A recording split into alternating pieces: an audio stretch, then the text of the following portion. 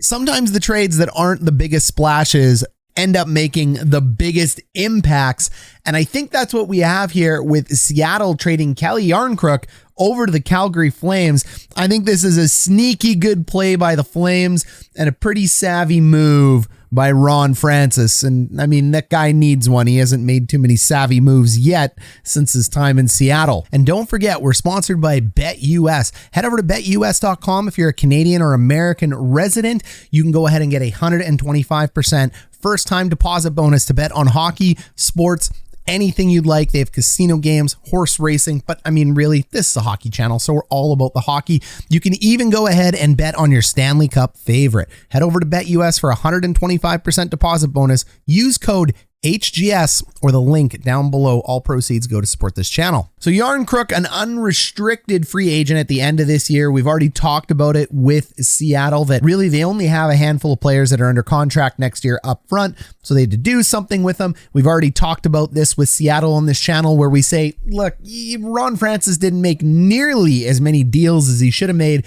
And he really got stuck with his head in the mud looking for these first round picks. During the entry draft, he really tried to tell the market what it was worth as opposed to accepting what the market would tell him it's worth. And I think with this Jarnkrok deal, he ends up flipping that narrative a little bit and he takes a very good pool of picks back for his team to help make his pick better. And it's trades like this that Seattle should have been making all along, these nickel and dime trades everywhere in order to make their team better. That's what Vegas ended up doing, acquiring so many deals. But hey, you got to start somewhere. So Calle Jarnkrok goes over to Calgary. And Seattle ends up getting back a second round, a third round, and a seventh round pick. And we're going to go through all those snacks and treats at the end of this video, Seattle fans. But first, let's talk about what Calgary's getting in Calle Jarnkrok and where Jarnkrok is going to fit in for the Calgary Flames and whether or not this was a good deal for Calgary. So Jarnkrok is about a 16.5 minute per player with the Seattle Kraken this year. I mean, that's not bad. That's your average third line forward right there. High third line, could play in the second line. Jarnkrok looks like a player who could be poised to play in the middle six for Calgary. Worst case scenario, he's fantastic fourth line depth for Calgary. And Calgary is looking to go all in for the Stanley Cup this year. I mean, this is a great opportunity. They end up bringing Tyler Toffoli over, and now Jarnkrok joins the party. He's a center that can play on the wing. He's a very versatile player. He's got 26 points this year in 49 games.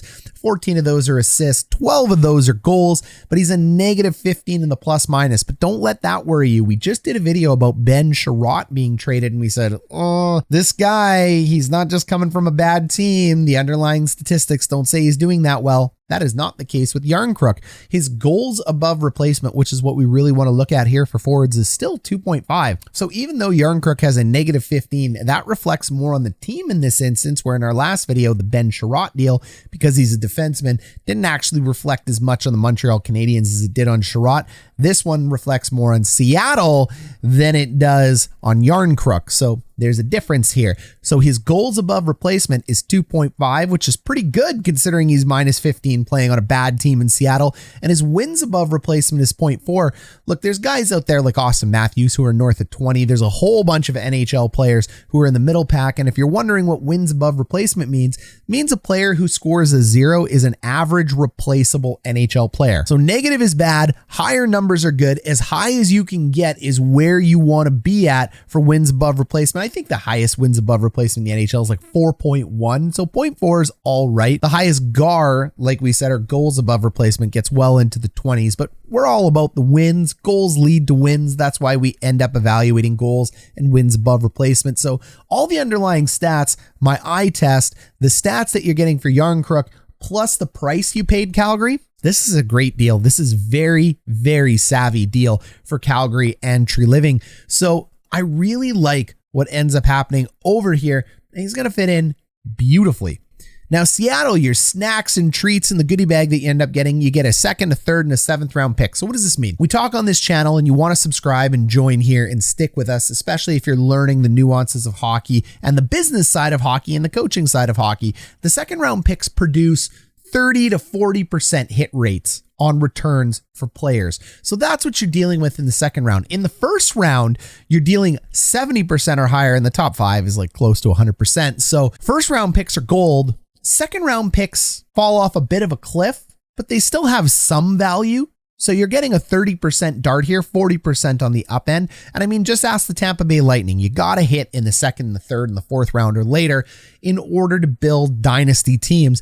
They built an entire team, Stevie Y, just known for finding value in picks. If you have a whole bunch of first round picks, you're going to have to end up paying them a whole bunch of first round money. If you have a whole bunch of second and third round picks that nail it, guys like Braden Point, who is just an absolute steal for the Lightning, Anthony Cirelli, it goes on forever. Then you can get small discounts on their contract before they cash into those monster paydays. So second round picks aren't bad to have. And I like this for a player like Jarnkrok. Jarnkrok isn't going to help you move forward, Seattle. The second round pick, the 30-40% dart, that's all right. Now a third round pick, it's about a 20 to 30% chance. So believe it or not, third round and second round, they're actually pretty close. And third round to seventh round is almost identical. So the first round, lots of value. The second round, slightly more than the other rounds, but way less than the first.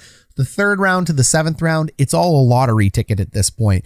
They're all going to pay off somewhere between 15 and 20% at best, maybe a little bit lower than that. And we're just talking players that are going to play NHL games. We're not talking impact players, just players that you throw a dart, you hit, that dart hits, and they're going to contribute to your team in some manner on the ice. So they're not special players, and obviously the closer you get to the top, the better.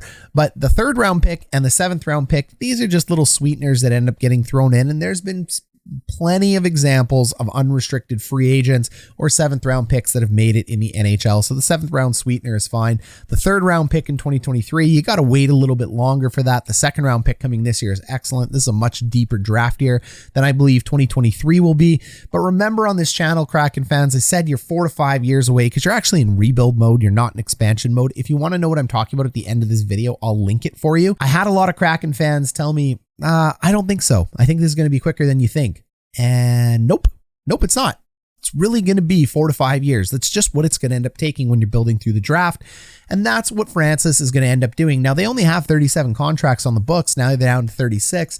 So while they're acquiring picks like this, it's really nice, but they don't have a lot of depth to trade out in terms of NHL talent. So they got to be a little bit careful too, because you still got to field the roster. That's why I think this rebuild is going to be longer than some Seattle fans may want to think. But hey, I like this deal. I like what came in for both sides. I think Francis finally does something that's worthy of, half a thumbs up.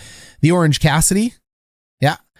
And Calgary just hits a home run with this. Absolute home run for Calgary. Very low risk. Absolutely very low risk. Let everybody buy the expensive trade pieces. Go ahead and add pieces like this. So Jarnkrok and Toffoli over to Calgary just makes their Stanley Cup contention that much stronger.